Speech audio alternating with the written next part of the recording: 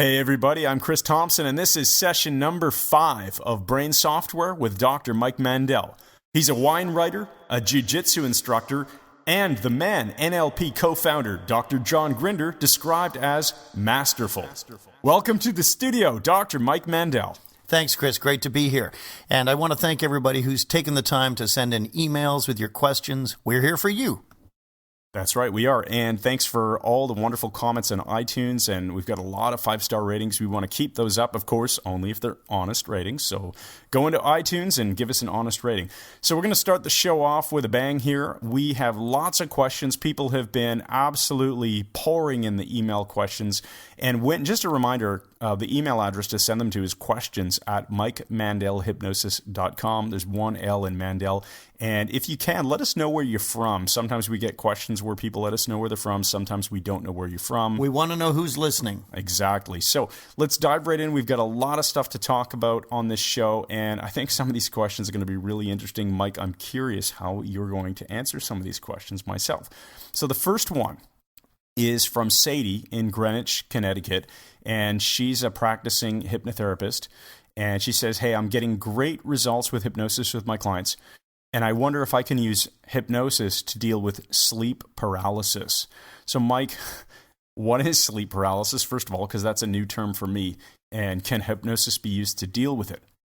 Well, hypnosis works very well for sleep paralysis. I have used it not a lot of times, but a few times. Typically, Chris, what happens is, and this segues wonderfully into what we're going to talk about later on in the program that is prepared, which is the hypnagogic journey I said I would talk about. But this question opens the door wide for that. Sleep paralysis typically happens prior to falling asleep or just before one awakens. Now, contrary to what most people believe, dreaming does not happen during very, very deep sleep state. So we're in our waking world, we're in a beta wave. Below that, there's the alpha, which is kind of a daydreamy state and initial sleep. And then below that is theta, which is a very creative wave. And then delta, which is a very physically healing brain wave of maybe 2 to 4 hertz. It's commonly believed that people dream down in the delta state, but that's not the case at all. Neuroscience will tell you that people actually have their dreams up in the alpha state, just below the wakefulness that we experience in our daily lives. So what happens as we begin to fall asleep? We get something called REM atonia. Now, this is what sleep paralysis is. The brain works in a very, very particular way to ensure that we don't thrash around while we're having dreams. It's not a useful thing to be fighting zombies in our dreams or monsters or whatever, and then wind up thrashing around our bed and attacking our wives at the same time. So what happens is the pontine tegmentum in the brainstem, it stops the production of a few neurotransmitters like histamine and serotonin, I think norepinephrine. And these neurotransmitters are not allowed to reach the motor neurons. So it basically paralyzes your physical body while you're falling asleep, at least when you're in a dream state, so you're not going to thrash around and go crazy. Now, when you get sleep paralysis, it's often because you're starting to fall asleep, you're going through a hypnagogic state between sleep and wakefulness, or rather wakefulness and sleep in this case, and you're getting this REM atonia happening early. So you're not quite asleep yet, but you can't move. And there's a feeling sometimes of suffocation or vibration, feeling of panic that you can't move. And sometimes this occurs the opposite end of sleep during what is known as a hypnopompic state, when you're coming out of sleep. If you come out of it before the REM atonia has worn off, you can also feel like you can't move, you're trapped. Maybe you feel like you're stuck in the bed covers, or you simply can't get out of the bed or sit up or scream or do anything at all. So sleep paralysis is tied to an actual thing happening within the brain, in the brainstem. And the wonderful thing is it responds very, very well to hypnosis. So if you put someone in a deep hypnotic state, you can gain access to all of these different processes, and you can enable the brain to work in a way that will overcome them. You can simply give instructions to the unconscious to produce the correct chemicals at the appropriate time, and by and large, this will disappear. Failing that, there are a number of NLP interventions that also work. But yes, you can most definitely use this for sleep paralysis.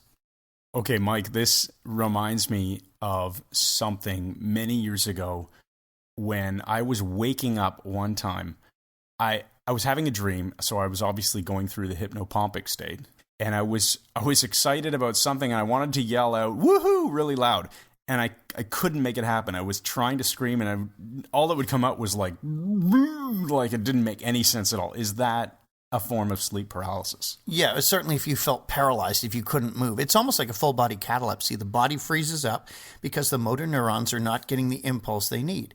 And that's a very, very useful thing. When you're asleep, you want to be still, let your dreams be really active just below the surface of wakefulness, but you don't want to be thrashing around. So it sounds like that. Just remember, hypnagogic is when you are going to sleep. Hypnopompic is when you are coming out of sleep. So there is a state between dreaming, or let's say sleep, and full wakefulness, that the brain is running some rather unusual processes, and it's very closely akin to hypnosis. I suppose that makes sense. I mean, it wouldn't be very valuable for me in the depths of sleep to let out a big cheer. No, I mean, definitely not.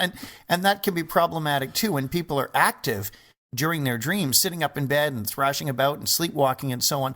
They are not getting the rematonia that they need, and that means that the brain itself is not functioning properly and providing the suppression of these neurotransmitters. Okay, that's really interesting because that's exactly how I felt. I felt like I was not able to move and I was hardly able to speak. And only when I really finally woke up was I able to say anything, and it felt normal again, but it felt completely wide awake now. It felt very paralyzing at the time. Okay, that's a really interesting question. So Sadie, let us know if that answers your question, and hopefully we'll follow up on another podcast if it's not a complete answer. Yeah, let us know, because hypnosis works very, very well with sleep paralysis. Any unconscious process, and the release of neurotransmitters is an unconscious process, can be affected by a good hypnotic state.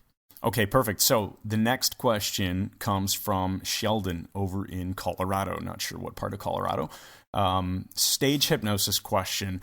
He writes in saying, I saw someone at a stage show and the person was being supported between two chairs at the instructions of the hypnotist, and someone else, I assume a participant in the show as well, stood on the guy's stomach. How is this possible? So Mike, what do you think about that? You've done a lot of stage shows. Well, what we're looking at here is something called full-body catalepsy. You don't even really need hypnosis to make it happen, to be honest. It's basically about bridging the body the right way. If you stand tall, if you grip the seams of your pants down the side, trousers, as we say in England, because it's a much funnier word. So if you grip the seam of your trousers, arch your head back, your body back, make yourself go rigid, let someone pick you up, put you between two chairs, then someone will be able to stand on you without collapsing, provided they don't stay there for an extended period of time. Now, you can produce this hypnotically, but the positioning, the arching, bridging actually makes it work better than a hypnotic state does, and you can certainly support another human being, provided your neck and spine are in good condition. Now, having said that, I do not recommend you do this at all.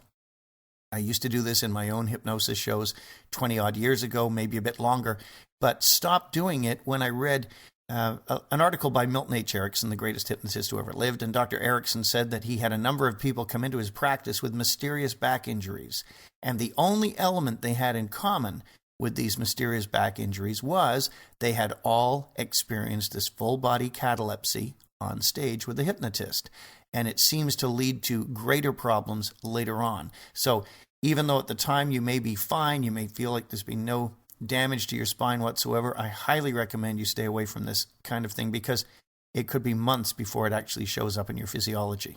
So it sounds like for budding stage hypnotists out there, maybe jokes to play with the mind are better than jokes to play on the body. Absolutely. In fact, John Fisher wrote in a magic book years ago, I remember reading that he'd tell people to sit upright, or didn't tell them to do it, forgive me, but he did say that you could sit upright in sort of a kitchen chair with another kitchen chair behind you, facing away from you, about a foot behind you. Place your arm out straight behind you, and someone could stand on your arm. Now, I'm pretty sure this is in John Fisher's book, Body Magic. If I'm wrong, apologies to John Fisher, but I think I saw it there. Anything where you are working against people's joints and their physiology is not recommended. I think you could do some real damage here if you're not being extremely careful. And even if you are, things can go wrong. It's better to stay away from it. Right. I mean, hypnosis doesn't change the physics of the body.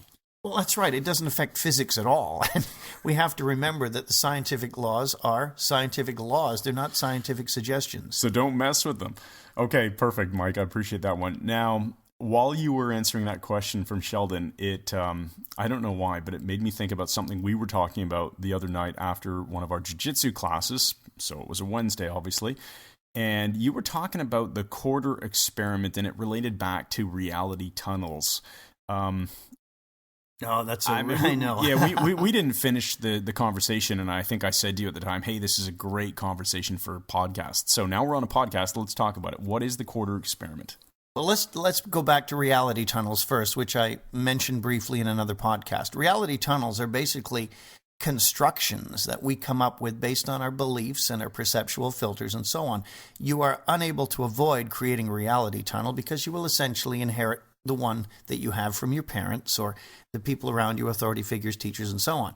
If you are a Mormon, you will probably have a Mormon reality tunnel. And if you are a Southern Baptist, you'll have a Southern Baptist reality tunnel. And if you're an atheist, your parents probably had an atheistic reality tunnel. Whatever, we inherit these things. We build on the beliefs of our forebears. And reality tunnels tend to limit our perceptions because, as Robert Anton Wilson, one of the genius writers, one of my favorites, said, what the thinker thinks, the prover proves. In other words, we have this confirmation bias that will tend to work alongside of whatever we believe to be true. If we believe that, well, let's not pick on any races. Let's say if we believe that all Martians steal, every time we see a Martian, we're going to be inclined to believe he's up to something and he's trying to steal something because that's what our reality tunnel has set us up for. Well, Robert Anton Wilson talks about the quarter experiment.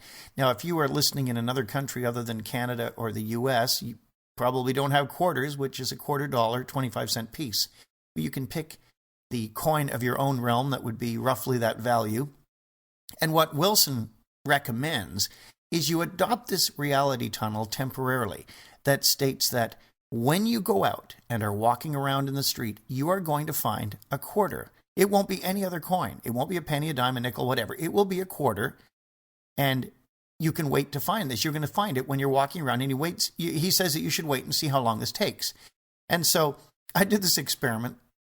Last week, I began thinking I'm going to find a quarter when I go out, and I started looking randomly, and I didn't see it. And then today, I was just coming out of a store, walking across a mall, and right in plain view in front of me on the sidewalk was a shiny new quarter, and I almost jumped out of my skin. It was so bizarre that it wasn't a nickel, a dime, or, a $1 coin or a $2 coin like we have in Canada. It was a quarter. And he said, if you adopt this belief that you're going to find a quarter when you go outside, you will find one. And he said, track and see how long it takes. Now, I am offering to our listeners no explanation as to why, how, or if this works, but I challenge you to adopt the belief that you will find a quarter, to see it vividly in your imagination, even trance yourself out to that effect if you like, and then see what happens and see how long it takes you to find one. Okay, so I've learned from you about the reticular activating system. So how is that, maybe for the rest of the listeners? The old RAS, yes. Explain what that means. But is this simply the reticular activating system? I would love to say this is the RAS. The reticular activating system is the part of our mind, not the physical structure of our brain, that sets the reticule, which is the iris of our attention, insofar as we have millions of bits of information available to us at any given moment. But if George Miller was correct, only about 7 bits of information plus or minus 2 make it to our conscious awareness at any given moment. Consequently, the reticule of our mind is constantly sorting, deleting information, generalizing, and distorting, insofar as only bits of information will make it through to our conscious awareness at any given moment. Before, I mentioned that I went and bought my first 35mm camera a number of years ago, came out of Henry's Camera Store in Toronto, and the first thing I saw was trucks and buses and signs everywhere with Ricoh, Canon, Nikon, Pentax. Everywhere there were camera signs. Now, they were there always. They didn't just appear because I bought a camera. The world and the universe do not cooperate with me to that degree. Otherwise, I'd be a multimillionaire by now and win the lottery every week. But in fact, my reticular activating system had become tuned to look for cameras and anything to do with cameras. Well, the quarter experiment doesn't seem to be that, because when you set your brain up to find a quarter, you don't find nickels and dimes and all these other things. You don't see them at all. I would love to say it's just that. Our brains are automatically sorting for quarters now. But it was the deliberateness of this damnable coin in front of me on the sidewalk in plain sight that nobody had seen going in and out of the mall that I found so bizarre. Okay, makes sense. So let's move on to the next question then. The next question comes from Steve in Ottawa. And Steve has actually emailed us in a couple of times, but this time he emailed in with a question asking about anchors. So he wants to know if there is such a thing as positive and negative anchors. And if so, how do you eliminate negative anchors? So, Mike, maybe a good way to start this is for those who aren't aware. What is an anchor and how can it be positive or negative? Okay, so obviously we're not speaking of ships here, but this comes from neurolinguistic programming and goes outside the constraints of classical conditioning of B.F. Skinner, whereas Skinner's conditioning required multiple repetitions in order to condition something in. An anchor only has to be set once. Basically, it is a stimulus that is tied to a particular state. For example, Christmas is an anchor.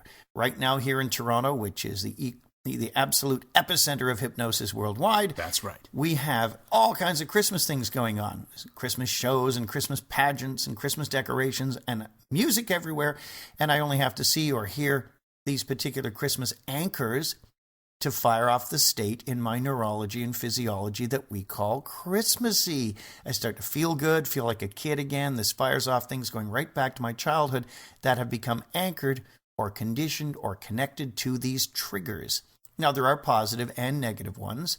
If, for example, you meet someone and you don't like them as soon as you meet them, you might ask yourself immediately, who does this person remind me of? And when you ask that question, you'll discover what the negative anchor that is firing there, and how it's affecting your current state. So realize there are positive connections to states and there are negative connections to states. The way you eliminate negative anchors is by overwhelming them with positive anchors. A couple of episodes ago, I mentioned how we can clear up a lot of problems simply by accessing enough resource states. If we get into powerful resource states, a lot of problems simply disappear. Likewise, we fire enough positive anchors, they will erase or eliminate negative anchors. And this is a classic neurolinguistic programming technique going back to Bandler and Grinder's early days, where basically you would set up states that you don't like and states that you do like, and you'd have triggers for both of them, maybe a squeeze on the wrist or a particular sound or whatever. And you would set up a multitude of positive anchors and just the one negative anchor you wanted to get rid of. And then you do an anchor collapse. You fire them all at the same time. And the extreme positive anchors wipe out the negative state, and immediately the person feels better. You're simply erasing it with greater power of positive states. The theory here is that the body wants to protect itself and wants to achieve the most positive outcome possible, right? So if you have a negative anchor and you overwhelm it with positives, then the body decides unconsciously, or the brain decides unconsciously, which one to adopt. Actually, the body and the brain decide together. You're right both times, Chris. Perfect. And what's basically happening is one of the prime directives of the unconscious mind is to protect the physical body. And the unconscious wants you to have a good life. It's not trying to screw you up, which is why my navigator system works. It works along with your unconscious mind to help you get more out of life. Okay, so the basic idea here is that an anchor is really just a trigger for some sort of emotional state. A state in its entirety with an emotion and an internal dialogue perhaps, and a physicality too, a physiology that goes with it. Okay, and they can be positive and they can be negative, and we can collapse them using the traditional NLP anchor collapse. Which is actually a really good technique still. Right. I've used it myself. It definitely works. Okay, Steve, hopefully that answers your question. Let us know. Next one, this has absolutely nothing to do with hypnosis, Mike. What? Barak from Istanbul says, is that really... Istanbul, we've got a listener in Turkey? Yes, in Turkey. That's fantastic.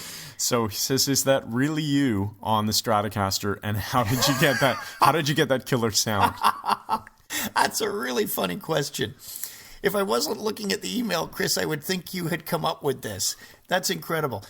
Basically, yes, it is me on the Strat. I wrote that stupid piece of music called Reverse Engineering a number of years ago when I was putting out a video. And this, by the way, is the extra that we use on the podcast for those of you who don't know what we're talking about. Yes, if you haven't heard it yet, you'll hear it in about 10 minutes or so if you keep listening. But yeah, I was putting out a video of my hypnosis techniques, and I wanted to put some music on. I didn't want to pay for stock music, so I just went into the studio with my guitar and just whipped this thing out. Came up with it on my own. And I thought it would be funny to put it on the end of every podcast. But basically, the tone, I'm glad you call it a killer sound, because the tone I came up with is based on a really cool album from the early 70s by an Irish guitarist who's since deceased, unfortunately, Rory Gallagher. And he put out an amazing record called Rory Gallagher Live. I saw him in Toronto years ago. And he, in a song called Messin' with the Kid, I think it's his second guitar solo in that song I love so much. He gets what can only be called an incendiary tone. And using that as my model, I worked with a Fender American Standard Stratocaster through a Marshall Plexi and a Crybaby Wah-Wah and just overdrove it. And I think I got pretty close to that tone. So thank you for your question, Barak. That's a good one and a new one. All right, so back to hypnosis now. Christine sent in a question, and she didn't say where she was from, so reminder, let us know where you're from when you're sending in the questions.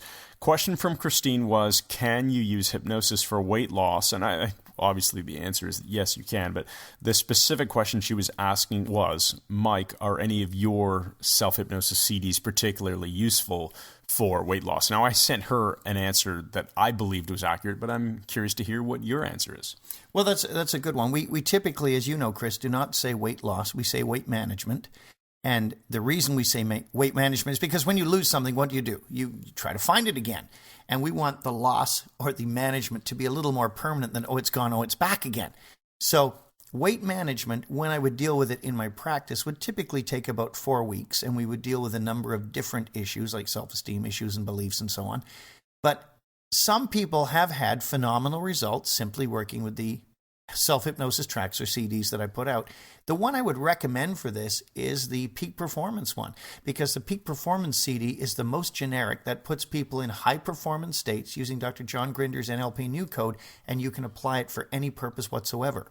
That makes sense to me, and that's very much in line with what I wrote to Christine, is that the Peak Performance CD... And the Navigator too, actually. Right, the Peak Performance CD and the Navigator, but Peak Performance specifically, you're teaching people how to achieve positive states of mind that they can draw on any time that they want, and you're teaching it both on the conscious track and through self-hypnosis on the unconscious teaching track.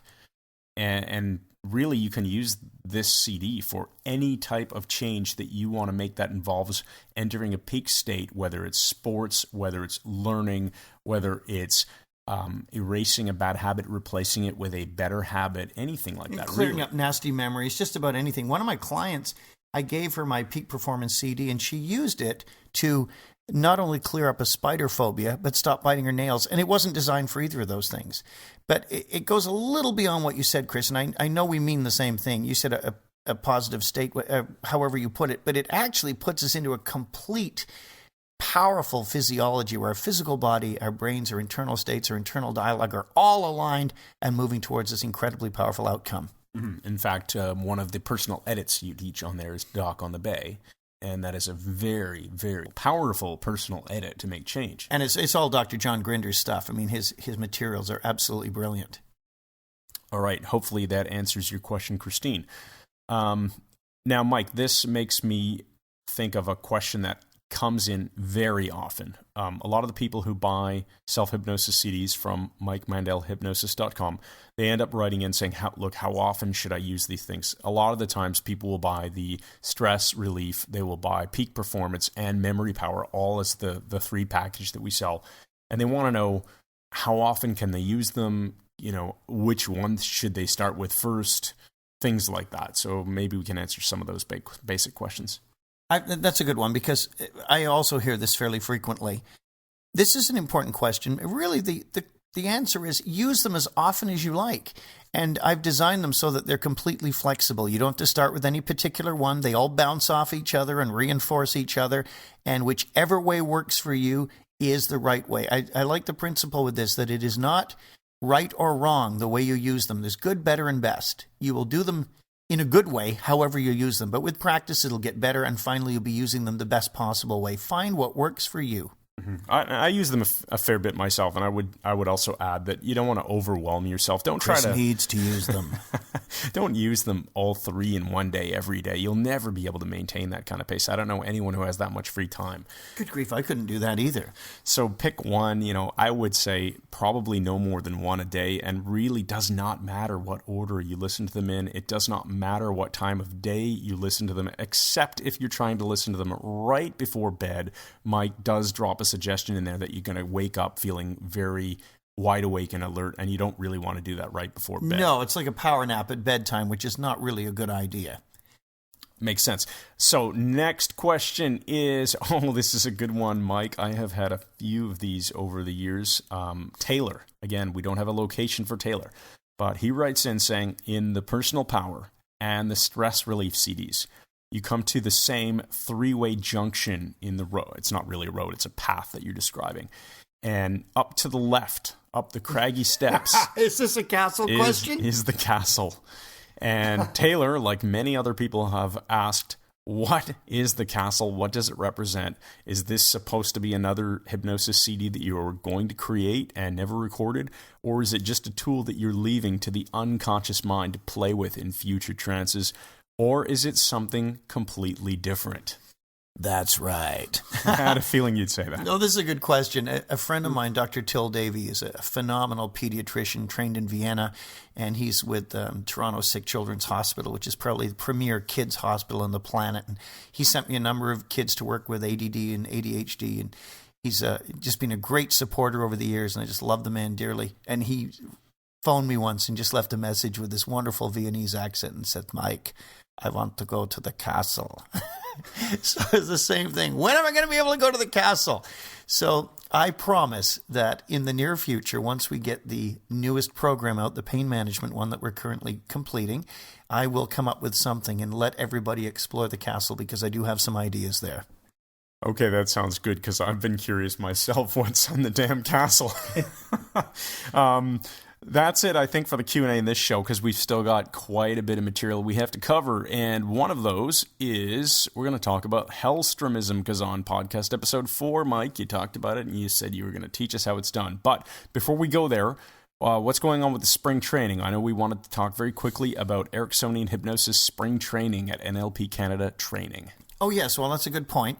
I was just in touch with NLP Canada Training today, and we are setting up another Ericksonian hypnosis course in the spring of 2012, which will probably be in April.